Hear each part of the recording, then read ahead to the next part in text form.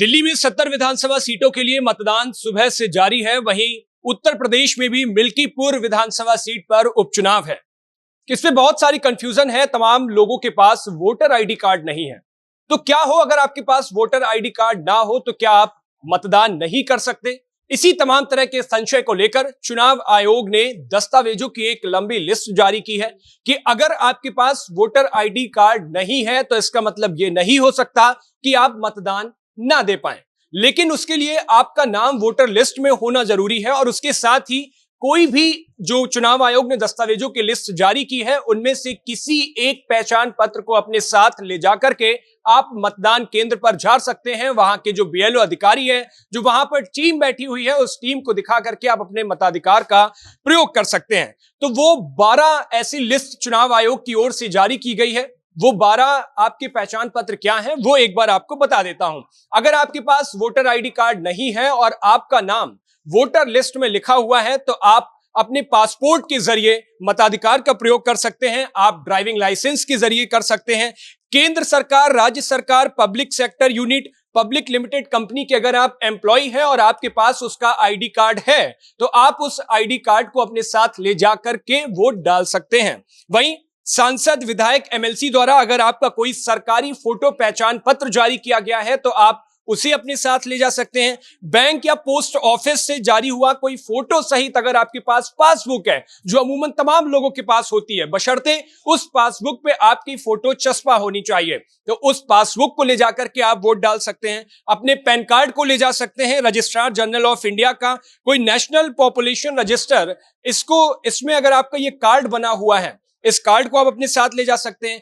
मनरेगा का job card अगर आपके पास है तो इस कार्ड के जरिए भी आप पोलिंग स्टेशन, पोलिंग बूथ पर जाकर के वोट डाल सकते हैं। अगर आपके पास वोटर आईडी कार्ड नहीं है और श्रम मंत्रालय का हेल्थ बीमा स्मार्ट कार्ड है तो इसे ले जा सकते हैं आप। समाज कल्याण मंत्रालय की तरफ से अगर आपके पास यूडीआईडी यानी यूनिक डिसेबिलिटी पहचान पत्र जारी किया गया है तो आप उसे ले जा सकते हैं। फोटो सहित अगर आपका कोई पेंशन डॉक्यूमेंट है तो आप इसे ले जा सकते हैं। और उसी के साथ जो अमूमन सबसे बड़ा पहचान पत्र का जरिया बताया जाता है, आधार कार्ड अगर आपके पास है तो आप अपने इस आधार कार्ड को ले जाकर के वोट डाल सकते हैं।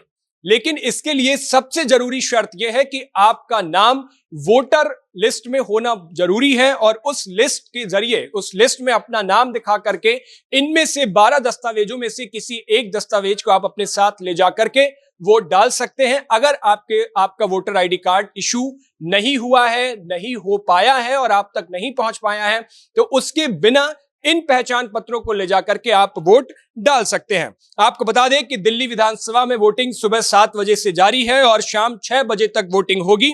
जो मतदाता शाम 6 बजे तक मतदान केंद्र पहुंच जाएंगे उन्हें वोट डालने की इजाजत होगी। 6 बजे के बाद वोट की जो प्रक्रिया है वो बंद कर दी जाएगी, सील पैक हो जाएगी। तो 6 बजे के बाद मतदान केंद्रों पर लोग वोट नहीं डाल पाएंगे, लेकिन 6 बजे से पहले वोट डाल सकते हैं। आपको बता दें कि चुनाव आयोग मतदाता केंद्र तक पहुंचे, इसके लिए चुनाव आयोग ने तमाम तरह की व्यवस्थाएं की हैं, चाहे वो दिल्ली के विधानसभा चुनाव को लेकर के हो, दिल्ली के पोलिंग स्टेशंस को लेकर के हो, या फिर मिल्कीपुर में जो उपचुनाव हो रहा है वहां पर पोलिंग स्टेशंस को लेकर के हो। चुनाव आयोग की तैयारी पूरी तरह से चुस्त है, दुरुस्त है और पूरी मुस्तैदी के साथ शासन प्रशासन चुनाव प्रक्रिया को बेहद सकुशल तरीके से संपन्न कराने के लिए लगा हुआ है। आपको बता दें कि आज जो मतदान हो रहे हैं 8 फरवरी को इनकी मतगणना होगी और 8 फरवरी को चुनावी नतीजे घोषित कर दिए जाएंगे।